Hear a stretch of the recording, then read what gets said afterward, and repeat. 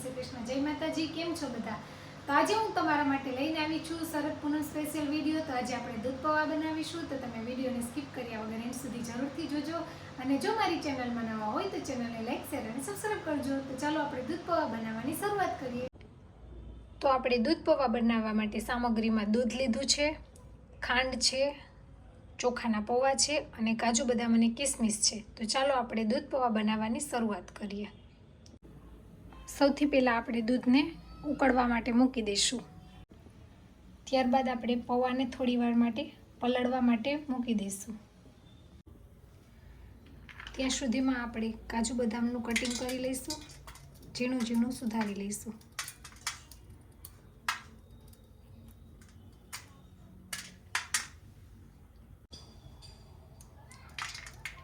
કાજુને પણ કટ કરી લઈશું।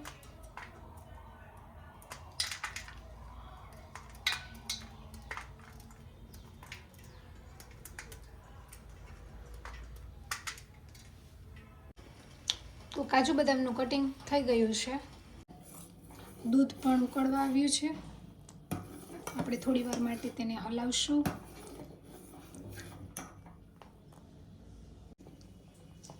આપણે પલાળેલા પૌવા એડ કરી દઈશું, બધું સારી રીતે મિક્સ કરી લઈશું।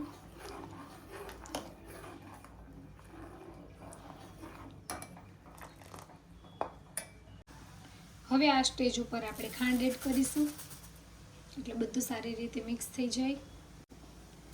થોડી વાર માટે હલાવી લઈશું, જેથી ખાંડ ઓગળી જાય।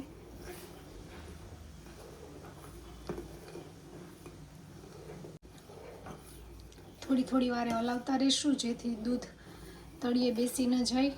તમે ખાંડની જગ્યાએ સાકર પણ લઈ શકો છો।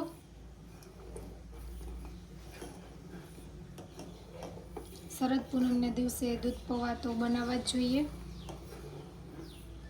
કારણ કે તે શીતળ હોય છે, એકદમ ઠંડા। તો આપણે કન્ટિન્યુ થોડી વાર માટે હલાવતા રહીશું। તો હવે આપણે તેમાં કાજુ બદામનો કતરણ કરી છે તે અને કિસમિસ એડ કરી દઈશું, હલાવી નાખીશું।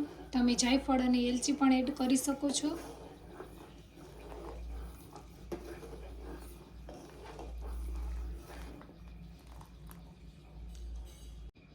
તો ફાઇનલી દૂધ પૌવા બનીને તૈયાર થઈ ગયા છે। આપણે તેને થોડો ઠંડો થાય પછી સર્વ કરીશું।